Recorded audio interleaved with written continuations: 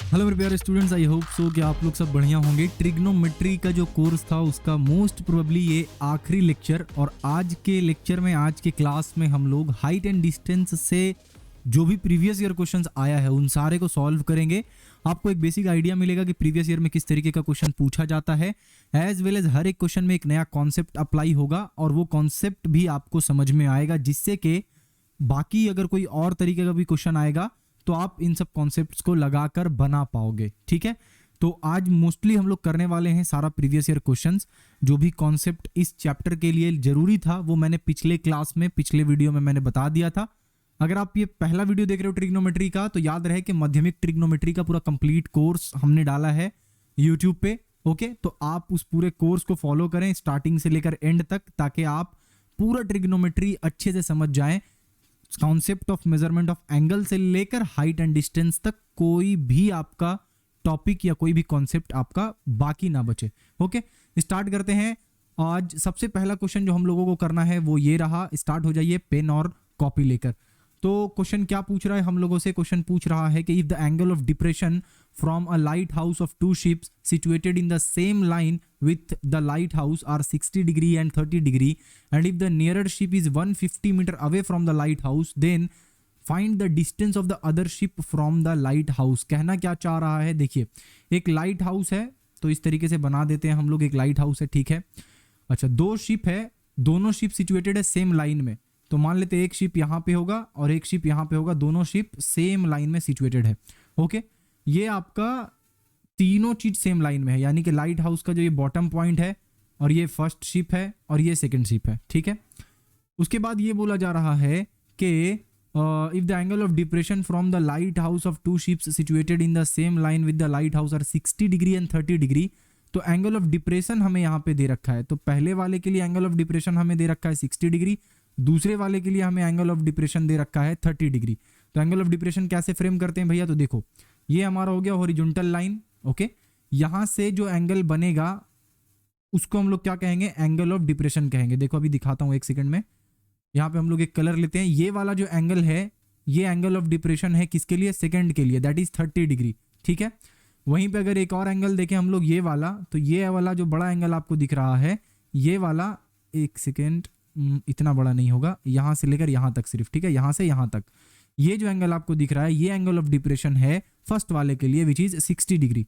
Okay, तो अभी आपको क्या दिख रहा है? दो एंगल ऑफ डिप्रेशन दिख रहा है। अगर आपको याद हो तो अगर कुछ ऐसा सिनेरियो बनता था तो ये वाला एंगल और ये वाला एंगल दोनों एक दूसरे के बराबर होता था, ठीक है।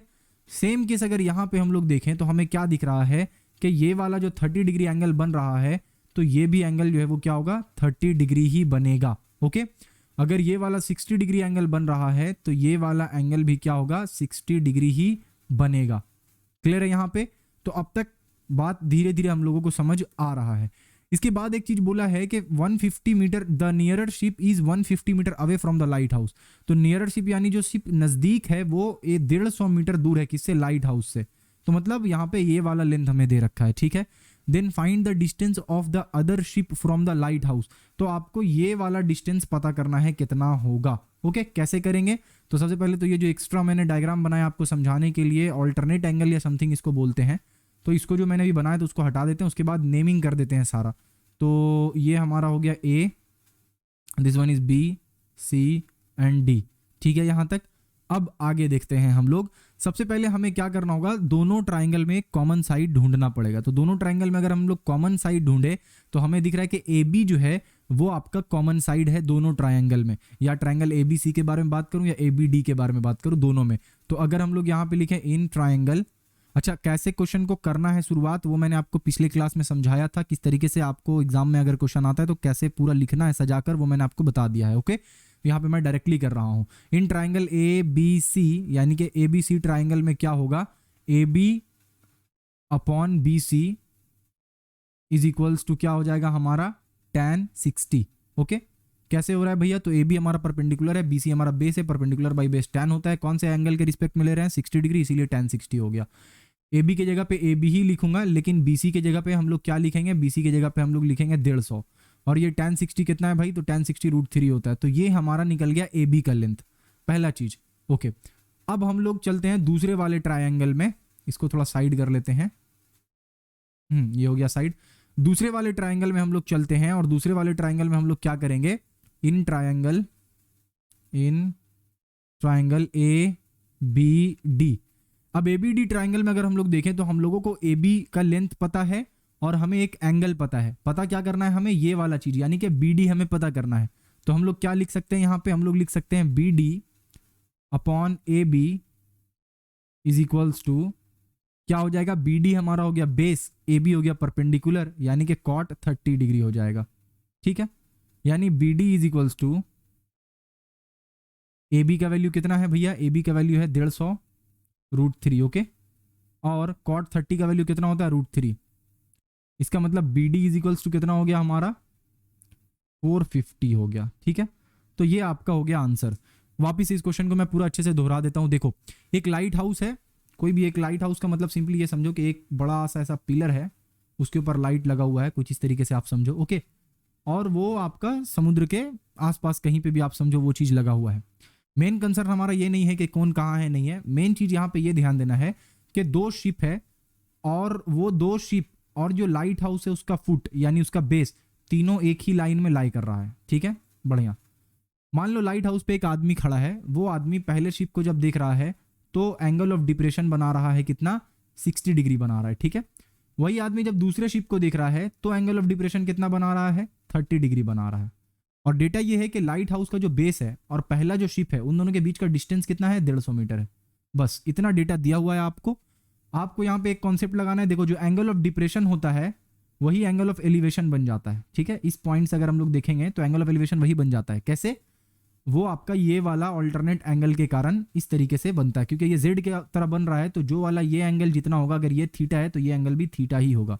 ओके, अच्छा, तो इस तरीके से आपको क्वेश्चन को देखना है, समझना है। सबसे पहला काम रहेगा डायग्राम बनाना। अगर डायग्राम आपने अच्छे से फ्रेम कर लिया तब तो फिर क्वेश्चन में कुछ बचा ही नहीं है, उसके बाद तो आपको पता ही है सारा कुछ।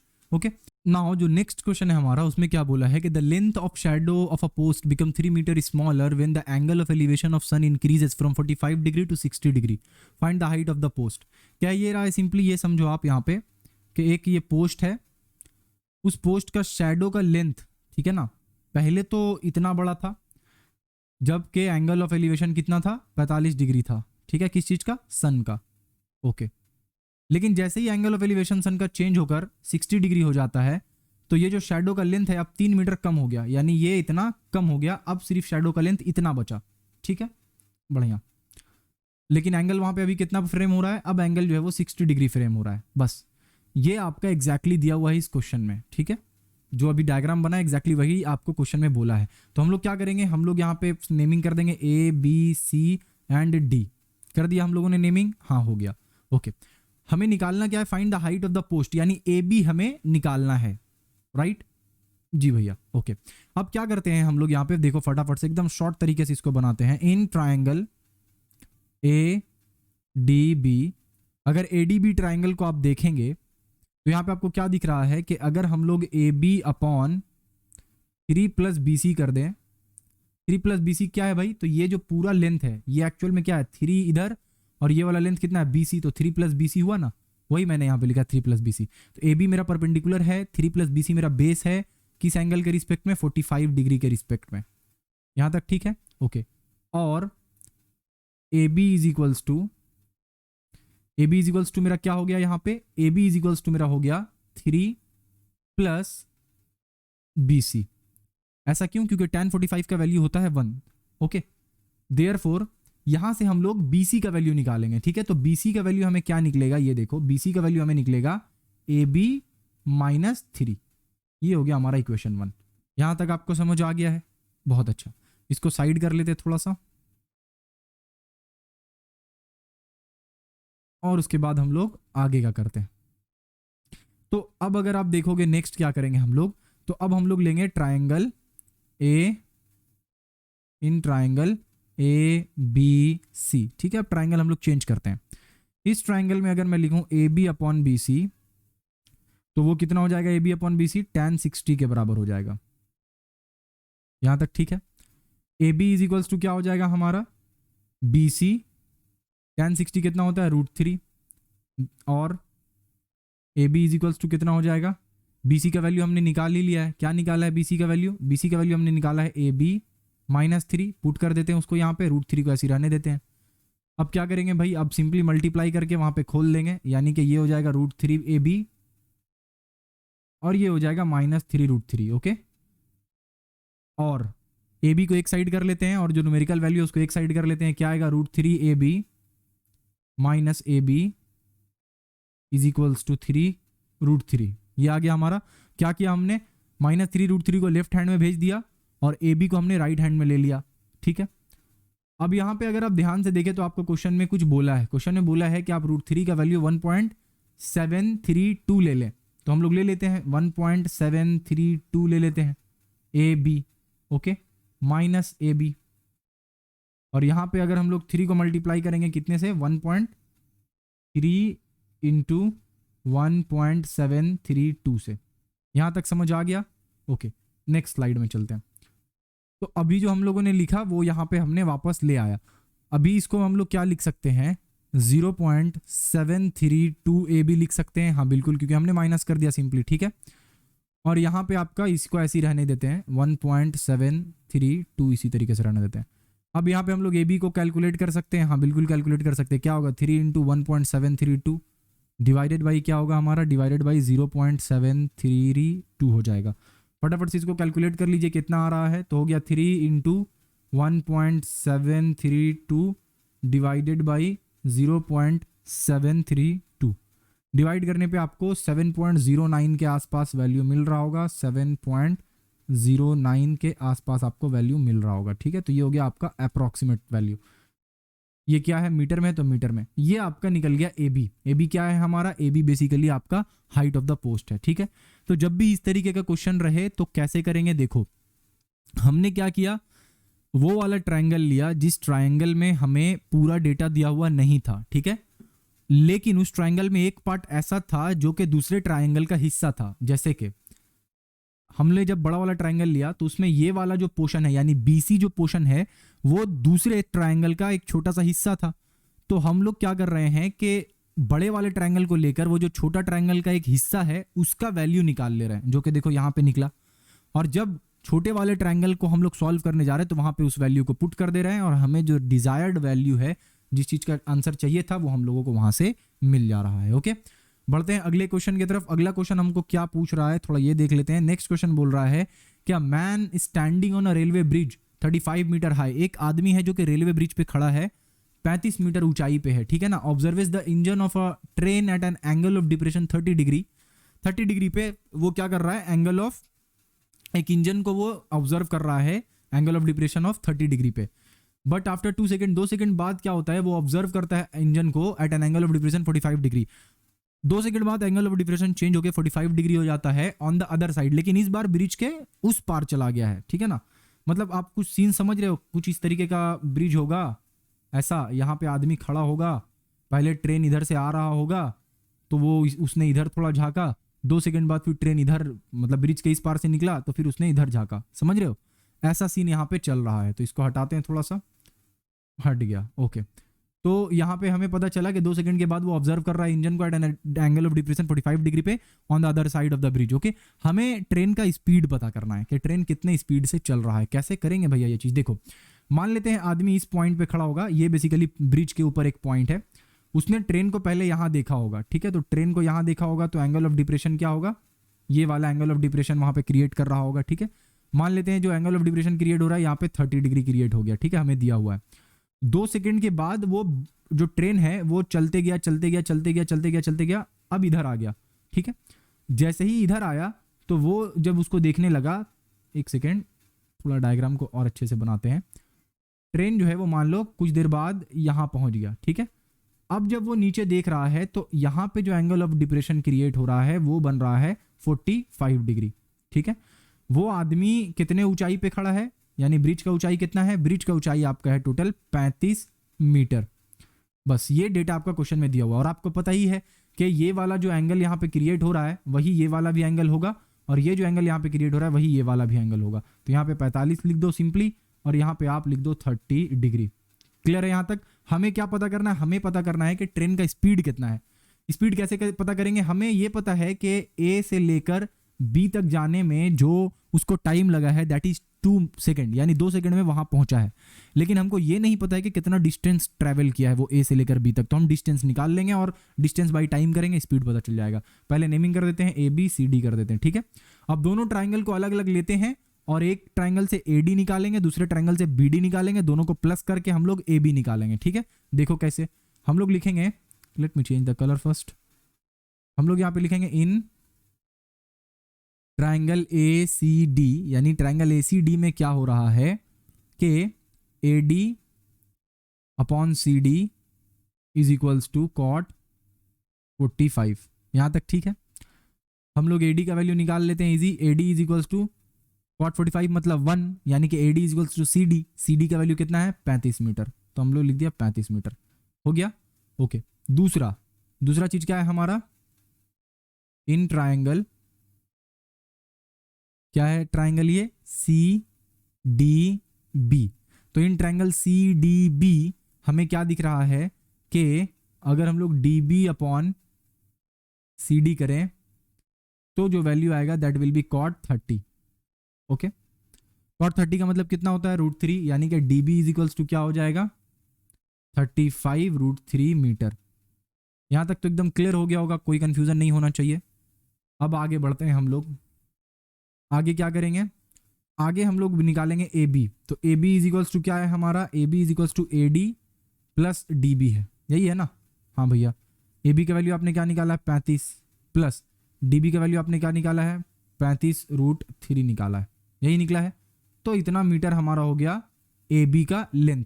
अब आपको लेंथ पता है LENGTH कितना है 35, या फिर एक काम करो 35 को कॉमन ले लेते हैं ताकि लिखने में आसान हो।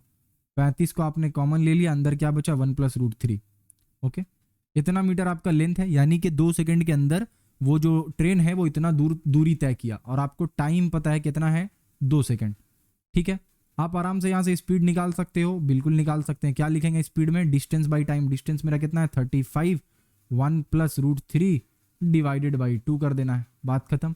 इसको आप थोड़ा सा कैलकुलेट करना होगा, कैलकुलेट करने में थोड़ा कॉम्प्लिकेशन है, तो फटाफट से पहले इसको कैलकुलेट कर लीजिए। क्या हो जाएगा 35 डिवाइडेड बाई 2, और जितना वैल्यू आएगा उसको हम लोग क्या करेंगे मल्टीप्लाई कर देंगे, किससे 1 + √3 से।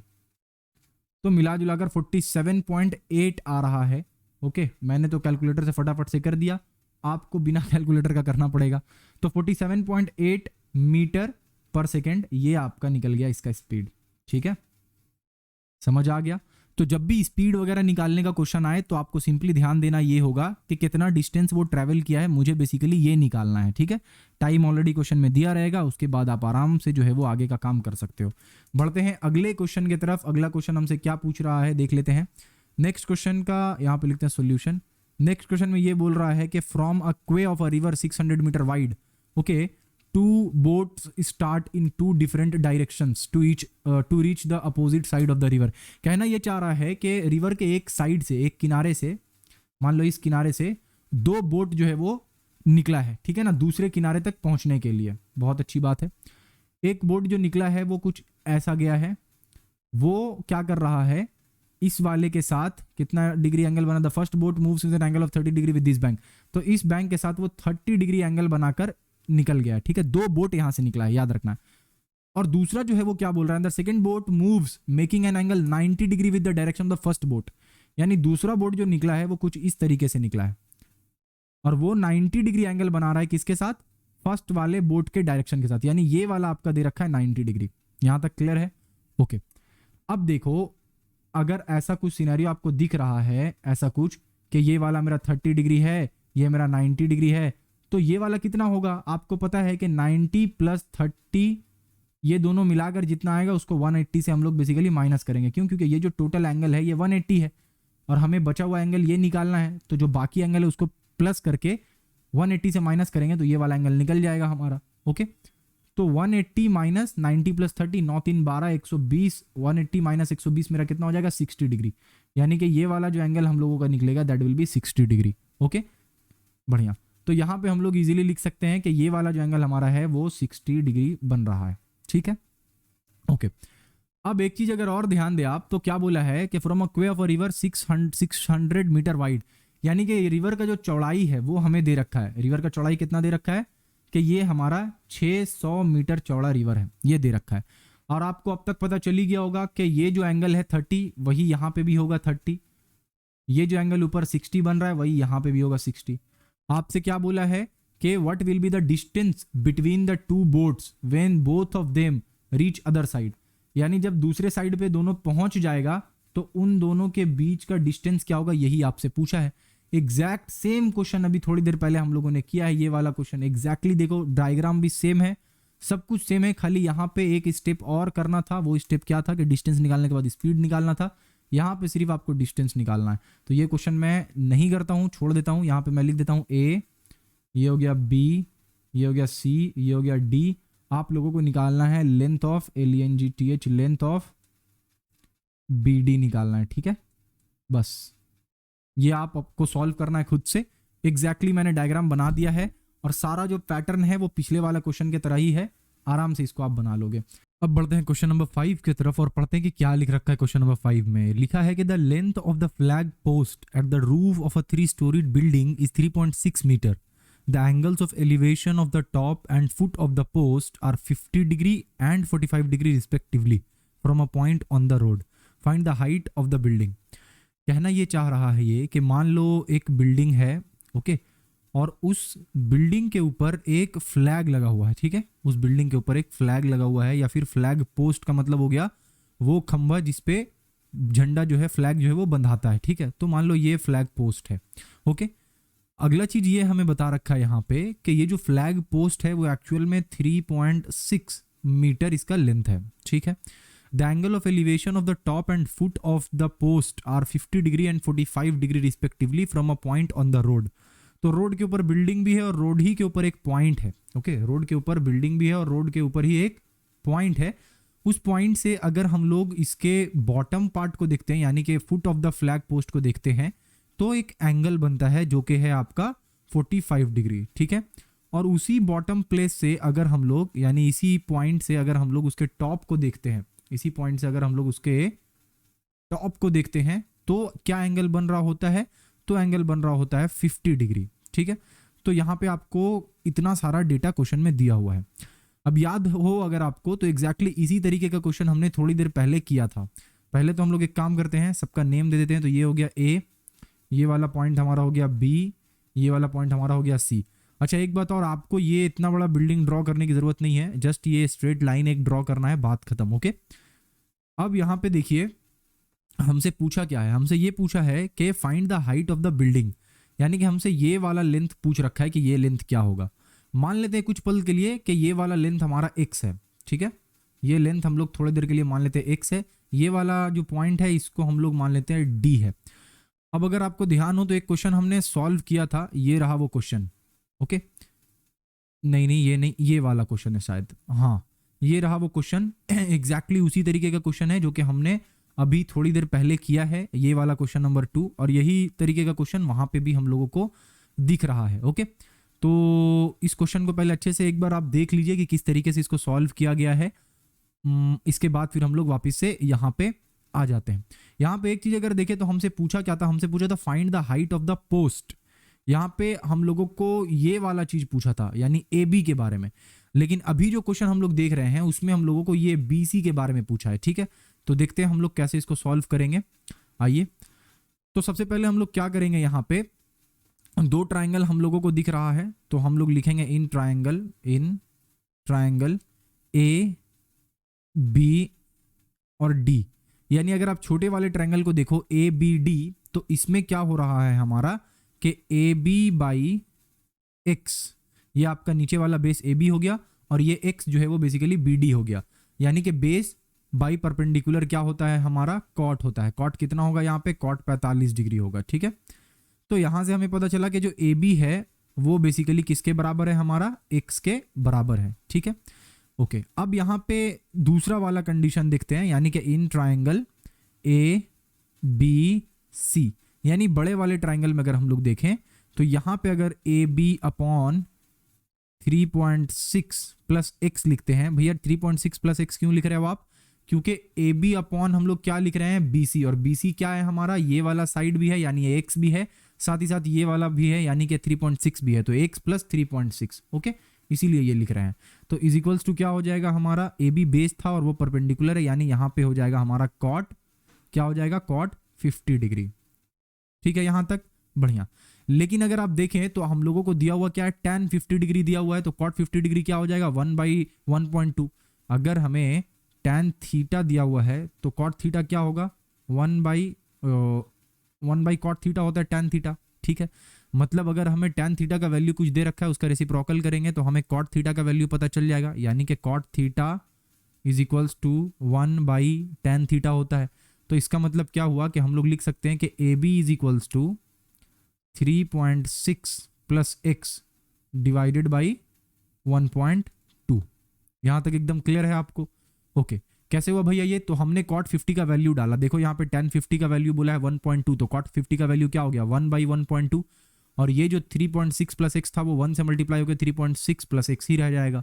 ओके, अब हम लोग बढ़ते हैं आगे, और एक मैं यहाँ पे एक्स्ट्रा स्लाइड ले लेता हूँ। चलो, अब अगर आप ध्यान से देखें तो आपके पास मान लेते हैं दो इक्वेशन बना लेते हैं, एक इक्वेशन ये है और एक इक्वेशन ये है। दोनों इक्वेशन में आपको वैल्यू जो है वो ए बी का ही दिया हुआ है, यानी A B is equals to x और A B is equals to 3.6 plus x by 1.2। तो आप सिंपली यहाँ पे लिख सकते हो कि एक्स इज इक्वल्स टू 1 या फिर कितना है वहाँ पे 3.6 है ना, 3.6 प्लस एक्स, तो आप A B is equals to लिख सकते हो 3.6 प्लस एक्स डिवाइडेड बाई क्या हो जाएगा हमारा, डिवाइडेड बाई हो जाएगा 1.2।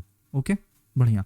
अब यहां से आप फटाफट से सॉल्व कर लो, कैसे सॉल्व करेंगे भैया, तो 1.2x इज इक्वल्स टू क्या हो जाएगा 3.6 प्लस एक्स, और x को एक साइड आप ले लीजिए तो क्या हो जाएगा 1.2x minus x is equals to 3.6, और आगे अगर सॉल्व करेंगे तो क्या हो जाएगा 1.2 माइनस 1 होता है 0.2x इज इक्वल्स टू 3.6।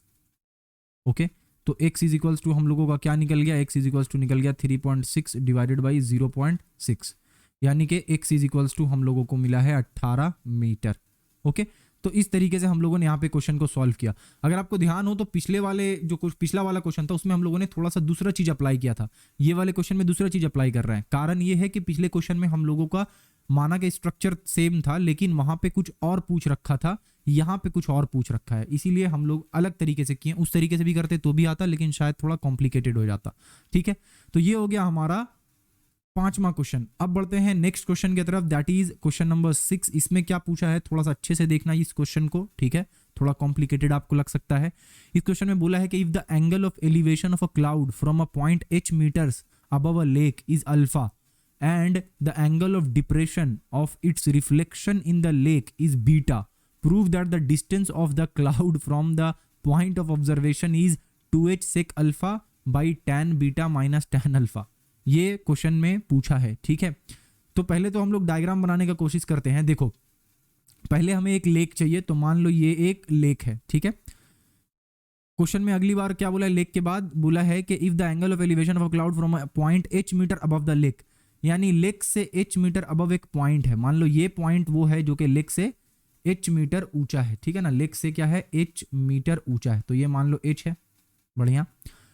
अब बोला है कि इस वाले पॉइंट से क्लाउड को जब देखा जा रहा है तो वो एंगल ऑफ एलिवेशन बना रहा है कितना, अल्फा बना रहा है। ठीक है, देखो क्या लिखा है कि if the angle of elevation of a cloud from a point h metre above a lake is alpha, यानी मान लो क्लाउड कुछ इस जगह पे होगा। ठीक है, इमेजिन कर लेते हैं, यहां से अगर मैं देख रहा हूं तो यहां क्लाउड को मैंने देखा। ठीक है, यहां पे एक हॉरिजॉन्टल लाइन क्रिएट करते हैं हम लोग, जिससे कि हमें एंगल ऑफ एलिवेशन यहां पे पता कर पाए। तो एंगल ऑफ एलिवेशन हमारा क्या है, अल्फा है। बहुत अच्छा। आगे क्या बोला है कि the angle of depression of its reflection in the lake is beta. अब क्या हो रहा है कि इसी क्लाउड का रिफ्लेक्शन इस वाले लेक में बन रहा है। ठीक है, तो पहले तो इस वाले लाइन को आराम से ऐसे ज्वाइन कर देते हैं हम लोग। ये वाला पार्ट क्या है हमारा, ये वाला पार्ट h है। ओके ओके, अब यहां पे देखें आप, तो रिफ्लेक्शन कहां बनेगा ये थोड़ा सा आप सोचें। रिफ्लेक्शन देखिए, अगर ये आपका मान लेते हैं लेक है, तो कोई ऑब्जेक्ट अगर यहां पे है तो जितना दूरी इधर तय कर रहा है रिफ्लेक्शन उतना ही नीचे बनेगा। ठीक है, मतलब अगर मैं यहां पे खड़ा हूं, इस जगह पे अगर मैं खड़ा हूं और यहां पे अगर मिरर है, तो मैं जितने डिस्टेंस में मैं खड़ा हूं मेरा इमेज भी उतना ही डिस्टेंस में बनेगा। इसका मतलब ये हुआ कि जितना लेंथ यहां पे है उतना ही लेंथ एक्चुअल में नीचे भी आएगा। ठीक है, यहाँ पे कहीं पे इसका इमेज बनेगा लेक के अंदर। ओके, और हम लोग क्या कर रहे हैं कि इसी पॉइंट से उस इमेज को भी देख रहे हैं, तो इसी पॉइंट से हम लोग क्या करेंगे, इस वाले इमेज को भी देखेंगे। तो जब इसी पॉइंट से इस वाले इमेज को देखेंगे तो जो एंगल ऑफ डिप्रेशन है वो क्या बनेगा, बीटा बनेगा। आई होप कि अब आपको थोड़ा थोड़ा समझ में आ रहा हो। अब क्या करेंगे, हम लोग इस वाले लाइन को थोड़ा और एक्सटेंड कर देते हैं ताकि हम लोग यहाँ पे ये वाला एंगल ट्राइंगल जो है वो अच्छे से कंप्लीट कर पाए, क्योंकि ये वाला एंगल बीटा है तो ये वाला एंगल भी क्या होगा, बीटा ही होगा। ठीक है, बढ़िया। तो ये आपका कंप्लीट क्वेश्चन का डायग्राम है। ठीक है, इसको वापस से एक बार देखते हैं हम लोग, शायद और अच्छे से समझ में आए। इस लाइन को मैं क्या करता हूँ, एक स्ट्रेट लाइन बनाता हूँ सबसे पहले तो इस लाइन को हम लोग एक स्ट्रेट लाइन बनाने की कोशिश करते हैं। इस लाइन को भी स्ट्रेट करता हूँ मैं। ओके, अब यहाँ पे हम लोग वापस से थोड़ा सा समझते हैं। ये वाला जो मेरा पार्ट है, ये जो है ये मेरा क्या है, क्लाउड है। ठीक है, ये क्लाउड है। ये जो पॉइंट है इस जगह पे आदमी मान लो खड़ा है, ठीक है ना, तो ये मान लो ऑब्जर्वर है, यहाँ पे इस जगह पे हो गया ऑब्जर्वर। और ये जो पार्ट आपको दिख रहा है इस जगह पे बन रहा है रिफ्लेक्शन, किस चीज का, क्लाउड का। ठीक है, रिफ्लेक्शन। और ये जो पार्ट आपको दिख रहा है, ये वाला पार्ट, ये क्या है, ये है आपका लेक। ठीक है, ये आपका टोटल डायग्राम है। अच्छे से एक बार देख लीजिए इसको। तो ऑब्जर्वर लेक से h मीटर ऊंचाई पर खड़ा है, कहीं पे होगा कोई जगह वहां पे जहां पे खड़ा है, h मीटर ऊंचा है। वहां से ऑब्जर्वर एक क्लाउड को देख रहा है, तो एंगल ऑफ एलिवेशन बन रहा है आपका अल्फा। और वहीं से ऑब्जर्वर जब उस क्लाउड के रिफ्लेक्शन को देख रहा है, कहाँ पे, वो लेक में, तो एंगल ऑफ डिप्रेशन बन रहा है बीटा। ये डायग्राम अच्छे से समझिए, नहीं समझ आया वीडियो को वापस से पीछे ले जाइए और फिर से देखिए। ठीक है, हम लोग आगे बढ़ते हैं। अब आगे क्या बोला है कि prove that the distance of the cloud from the point of observation is, क्या बोला है, क्या है, 2h sec alpha divided by tan beta minus tan alpha. ये चीज आपको प्रूव करना है। ये है क्या, ये कुछ नहीं बल्कि आपका ऑब्जर्वर से लेकर, यानी ऑब्जर्वर से लेकर क्लाउड का डिस्टेंस के बारे में पूछ रहा है, यानी कि ये वाला लेंथ के बारे में बात हो रहा है। ठीक है, अच्छे से समझिए, ये वाला लेंथ के बारे में बात किया जा रहा है क्वेश्चन में। ठीक है, अब हम लोग यहाँ पे क्या कर सकते हैं, एक काम कर सकते हैं, सबका नेमिंग कर सकते हैं। तो कर देते हैं, ये वाला रहा हमारा पॉइंट ए, और ये हो गया हमारा पॉइंट बी, ये वाला पॉइंट हमारा हो गया सी, ये वाला पॉइंट हमारा हो गया डी, और ये वाला पॉइंट हमारा हो गया ई। यहाँ तक समझ आ गया जी भैया, यहाँ तक समझ आ गया। ठीक है, अब अगर आप देखो तो हम लोग क्या करते हैं, इस वाले यानी ईडी को कुछ मान लेते हैं। ठीक है, ईडी को कुछ भी मान लेते हैं, तो मान लेते हैं एक्स माना हमने। ठीक है, जैसे ही आपने ईडी को एक्स माना, वैसे ही यहाँ पे क्या हो जाएगा कि ये वाला जो लेंथ है, यहां से लेकर यहां तक का जो लेंथ है, ये लेंथ आपका क्या हो जाएगा, x प्लस h हो जाएगा। कैसे हुआ, यहां से यानी लेक के सरफेस से क्लाउड का जितना डिस्टेंस होगा, उतना ही लेक के सरफेस से क्लाउड का रिफ्लेक्शन का भी डिस्टेंस होगा। तो लेक से क्लाउड का डिस्टेंस क्या है, h, और ऊपर में x, यानी h प्लस x। तो इसीलिए मैंने यहाँ पे नीचे क्या लिखा है, x प्लस h लिखा है। ठीक है, बढ़िया। अब आगे बढ़ते हैं और आगे सॉल्व करने का कोशिश करते हैं कि कैसे होगा और हो पाएगा कि नहीं हो पाएगा। नहीं क्यों पाएगा, हो पाएगा। आगे देखते हैं। हम लोग यहाँ पे लिखते हैं इन ट्रायंगल, सबसे पहले लेते हैं छोटा वाला ट्रायंगल ADE। इस ट्रायंगल में हम लोग क्या करेंगे, इस ट्रायंगल में हम लोग x का वैल्यू निकालने का कोशिश करेंगे। ठीक है, x का नहीं, AD का वैल्यू निकालने की कोशिश करेंगे। AD का वैल्यू क्यों निकाल रहे हैं भैया, क्योंकि ये वाले ट्रायंगल में AD और बड़े वाले ट्रायंगल में BC दोनों एक दूसरे के बराबर ही है। ठीक है, ये चीज ध्यान दे, अच्छे से देख लीजिए आप, दोनों एक दूसरे के बराबर ही होगा। ओके, तो इसीलिए हम लोग AD निकालने का कोशिश करेंगे। यहाँ पे हम लोग क्या लिखेंगे, ED divided by AD is equals to क्या हो जाएगा, ED मेरा परपेंडिकुलर है, AD मेरा बेस है, परपेंडिकुलर बाई बेस यानी कि हमारा tan अल्फा हो जाएगा। ठीक है, बढ़िया। अब यहाँ पे अगर आप देखें तो जो आपका ED है यानी कि जो x है वो क्या आ रहा है, वो आ रहा है AD tan alpha. Okay, AD tan alpha. या फिर यहाँ पे हम लोग काम करते हैं, हमें तो AD का वैल्यू निकालना था तो हम लोग AD का वैल्यू निकालते हैं। AD इज इक्वल्स टू क्या हो जाएगा, x बाई tan अल्फा हो जाएगा। ठीक है, इसको हम लोग कुछ समय के लिए इक्वेशन 1 मान लेते हैं। अब आगे चलते हैं और बड़े वाले ट्रायंगल की तरफ चलते हैं। तो इन ट्रायंगल बड़ा वाला क्या है, ABC में अगर देखें तो ए बी सी ट्राइंगल में अगर हम लोग लिखेंगे A B upon B C is equals to क्या हो जाएगा, ए बी मेरा परपेंडिकुलर है, बी सी मेरा बेस है, तो हो जाएगा tan बीटा। ठीक है, अब यहां पे अगर आप देखें तो यहां से हम लोग बी सी का वैल्यू निकालते हैं। ठीक है, यहां से क्या करेंगे हम लोग, यहां से हम लोग बी सी का वैल्यू निकालेंगे। सबसे पहले तो नेक्स्ट वाले स्लाइड में चलते हैं। यहाँ पे क्या है, A B by B C is equals to tan beta. A B का वैल्यू क्या है, तो ए बी का वैल्यू अच्छे से अगर आप देखेंगे तो ए बी बेसिकली यहां से लेकर यहां तक का जो लेंथ है उसको हम लोग कह रहे हैं ए बी। तो इतना वाला जो लेंथ है वो तो है मेरा x प्लस एच, और ये वाला जो लेंथ है वो मेरा है h। तो पूरा मिलाकर क्या हो गया, x प्लस टू एच। ठीक है, पूरा मिलाकर क्या हो गया, x प्लस टू एच हो गया। इसका मतलब ए बी का वैल्यू क्या है, ए बी का value x plus two H. तो मैं लिख देता हूं यहाँ पे x plus two H divided by B C, divided by B C is equals to क्या है मेरा, इज इक्वल्स टू मेरा tan बीटा है। ठीक है, यहां से मैं B C is equals to easily लिख सकता हूं क्या, कि B C is equals to x plus two H, x plus two H divided by मेरा क्या आ गया, tan बीटा। ठीक है, बस यहां तक अभी आपको रुक जाना है।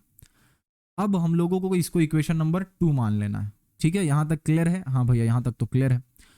अब आगे अगर हम लोग बढ़ेंगे यहाँ से तो हम लोगों को क्या दिखेगा, थोड़ा इसको देख लेते हैं। यहां से अगर हम लोग x का वैल्यू को निकालें, कैसे निकालेंगे हम लोग, देखो ए बी और बी सी दोनों तो एक दूसरे, ए डी और बी सी दोनों एक दूसरे के बराबर है। तो A D is equals to B C. जब A D is equals to B C है तो हम लोग यहाँ पे सिंपली लिख सकते हैं कि जो हमारा एक्स बाई टैन अल्फा है, एक्स बाई टैन अल्फा जो है वो बराबर है किसके, x plus two H by tan beta के बराबर है। ओके, हाँ भैया। अब यहां से हम लोग x का वैल्यू निकालने का कोशिश करते हैं। कैसे निकलेगा x का वैल्यू, तो हम लोग क्रॉस मल्टीप्लीकेशन कर देते हैं। क्या आएगा, x tan beta is equals to x tan alpha plus two H tan alpha. Clear है यहां तक। अब x वाले टर्म को एक तरफ कर देते हैं तो क्या हो जाएगा, x उधर जाएगा तो हो जाएगा tan beta minus tan alpha. हमने क्या किया, हमने जस्ट x को कॉमन ले लिया। ठीक है, is equals to two H tan alpha. ठीक है यहां तक, हाँ यहां तक तो ठीक है, तो आगे भी ठीक ही होना चाहिए। अब यहां पे अगर x का वैल्यू हम लोग निकालेंगे तो x का वैल्यू निकलेगा two H tan alpha divided by क्या हो जाएगा हमारा, tan beta minus tan alpha. ठीक है, इसको आप लोग इक्वेशन नंबर 3 मान लें। तो अब आपने क्या किया है कि किसी तरीके से x का वैल्यू आपने निकाल दिया।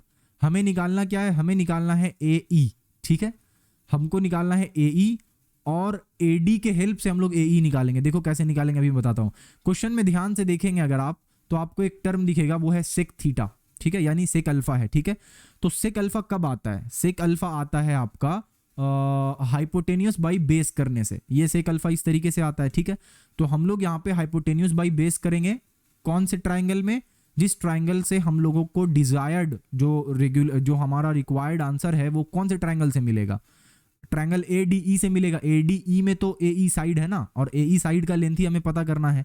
तो हम लोग सेक थीटा का हेल्प लेकर ए ई साइड का पता लगाएंगे। तो अगर हम लोग इन ट्राइंगल, यहाँ पे अगर लिखता हूं मैं इन, चेंज कर देते हैं कलर पहले, यहाँ पे अगर मैं लिखता हूं इन triangle A D E, A D E triangle में अगर हम लोग देखें तो सेक अल्फा जो होगा, सेक अल्फा जो होगा वो किसके बराबर होगा, वो बराबर होगा हमारा हाइपोटेन्यूस यानी कि ए ई डिवाइडेड बाई बेस यानी कि ए डी के। ठीक है, तो ए ई बाई ए डी के बराबर होगा। यहां तक क्लियर है। अब हम लोगों को यहाँ पे देखना है कि एडी का वैल्यू तो हम लोगों को पहले से पता है, जो कि नंबर 1 में यहाँ पे देखिए एडी का वैल्यू हम लोगों ने निकाल लिया था, तो पुट कर देंगे वहां पे। ठीक है, तो क्या हो गया हमारा, A E is equals to AD, AD की जगह पे क्या पुट करेंगे, एक्स बाई टैन, क्या है देख लेते हैं, एक्स बाई टैन अल्फा है तो x by tan alpha put कर देंगे एडी के जगह पे, into sec alpha.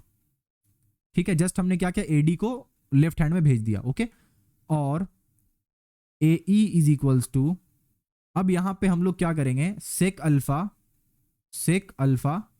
And tan alpha को एक जगह पे रखेंगे, इनटू एक्स का जो वैल्यू है वो पुट कर देंगे। तो एक्स का वैल्यू क्या है हमारे पास, two H tan alpha divided by tan beta minus tan alpha, यही है वैल्यू।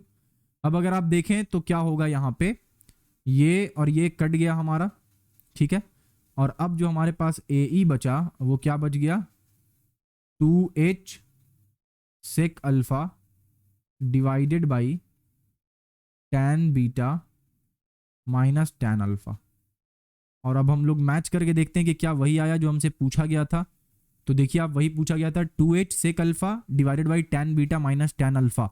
ये बताना था कि जो ऑब्जर्वर है, जो ऑब्जर्व कर रहा है जिस पॉइंट से, उस पॉइंट से लेकर क्लाउड का डिस्टेंस जो है वो 2H sec alpha by tan beta minus tan alpha होगा। तो हमने यहाँ पे उस चीज को प्रूव करके दिखा दिया, बात खत्म। ये क्वेश्चन आई नो थोड़ा सा कॉम्प्लिकेटेड था, बट इसको एक बार वापस से आप देखना, बहुत सारा चीज इसमें आपको क्लियर हो जाएगा, ठीक है। क्योंकि बिना कोई न्यूमेरिकल वैल्यू लिए हम लोगों ने इस पूरे के पूरे क्वेश्चन को सॉल्व किया, ओके। तो अच्छे से इसको एक बार रिपीट करके देखना और खुद से भी इसको जरूर आप प्रैक्टिस कर लेना। शायद ये 2020 में ये क्वेश्चन पूछा गया था, ओके, 2020 में। आगे बढ़ते हैं, नेक्स्ट क्वेश्चन हमारा क्या है। नेक्स्ट क्वेश्चन हम लोगों से पूछा गया है कि the height of two towers are 180 metre and 60 metre respectively. If the angle of elevation of top of the first tower from the foot of the second tower is 60 degree, then find the angle of elevation of the top of the second tower from the foot of the first tower. बहुत ही easy सा question है। एक ये रहा tower और एक ये रहा टावर, ठीक है। एक टावर का लेंथ कितना है, 180 मीटर, तो मान लो इसका बड़ा वाला का 180 मीटर हो गया। इसका कितना है भाई, तो 60 मीटर लिख देते हैं, 60 मीटर। एक के फुट से दूसरे को देख रहे हैं, दूसरे के फुट से पहले को देख रहे हैं, ठीक है। अब यहाँ पे ये वाला जो एंगल क्रिएट हो रहा है, क्या बोला है यहाँ पे, अच्छे से देखिए एक बार क्वेश्चन में। क्वेश्चन में बोला है कि the height of two towers are 180 metre and 60 metre, ठीक है, respectively. If the angle of elevation of the top of the first tower, पहले टावर के, यानी कि जो ये 180 मीटर वाला टावर है, इस टावर के टॉप को अगर हम लोग देख रहे हैं दूसरे टावर यानी कि इस वाले टावर के फुट से, तो जो एंगल बन रहा है वो कितना बन रहा है हमारा, 60 डिग्री बन रहा है, यही बोला गया, ठीक है। बस तो आप ये बताइए कि ये जो हम लोग यहाँ से देख रहे हैं इसका वैल्यू कितना होगा इस एंगल का। तो हम लोग थीटा मान लेते हैं कुछ समय के लिए, ठीक है। पहले तो हम लोग ABCD लिखना होगा, तो ABCD दोनों ट्रायंगल में, यानी ट्रायंगल ABC और ट्रायंगल BDC में देखेंगे तो आपको एक साइड कॉमन दिखेगा, दैट इज BC। तो हम लोग क्या करेंगे, ट्रायंगल BDC के हेल्प से पहले BC निकाल लेंगे। तो आइए निकालते हैं। इन ट्रायंगल BDC, अगर आप ट्रायंगल BDC को देखें ध्यान से तो क्या दिख रहा है यहाँ पे कि DC अपॉन, या फिर डायरेक्ट जो चीज़ निकालना है उसको ऊपर रख लेते हैं। निकालना क्या है हमें, BC का वैल्यू, तो BC को ऊपर रखते हैं, डिवाइडेड बाई DC को नीचे रखते हैं। तो BC बाई DC क्या हो गया, यानी बेस बाई परपेंडिकुलर है, तो हो गया हमारा cot 60, okay. BC is equals to क्या हो गया हमारा, cot 60 का वैल्यू होता है 1/√3, तो हम लोग लिख देते हैं 1/√3। और DC का वैल्यू मेरे पास क्या है 180, तो हम लोग लिख देते हैं 180। Therefore BC is equals to क्या निकल गया, 180 डिवाइडेड बाई √3, ये निकल गया हमारा मीटर में। किस चीज़ का वैल्यू, BC का वैल्यू हमने निकाल लिया। इसको थोड़ा साइड कर देते हैं, हो गया ये साइड, ओके। अब आगे हम लोग देखते हैं एक चीज़ वहीं बच गया, ये वाला इसको यहाँ ले लेते हैं इन। अब नेक्स्ट अगर हम लोग देखें तो क्या होगा, इन ट्रायंगल ABC, ठीक है। अब ABC ट्रायंगल को देखते हैं। ABC ट्रायंगल को अगर आप देखिएगा तो आपके पास AB भी पता है आपको क्या होगा और BC भी पता है आपको क्या होगा। तो आप सिंपली क्या करेंगे कि AB divided by BC is equals to क्या हो जाएगा, tan थीटा हो जाएगा, ठीक है। AB क्या है, AB आपका 60 है और BC क्या है, BC आपका 180 डिवाइडेड बाई √3 है, तो √3 ऊपर चला जाएगा, ठीक है। इज इक्वल्स टू क्या हो गया, tan थीटा। 60 और ये कट जाएगा, बचेगा क्या 3, ओके। 60 और 180 कटेगा तो बच जाएगा 3। अब आगे का सॉल्व करेंगे तो क्या हो जाएगा, √3/3 यानी कि 1/√3। 1/√3 इज इक्वल्स टू कितना हो गया, tan थीटा। देयरफॉर 1/√3 कितने को कहते हैं भाई, तो tan 30 को कहते हैं। तो tan 30 is equals to tan theta.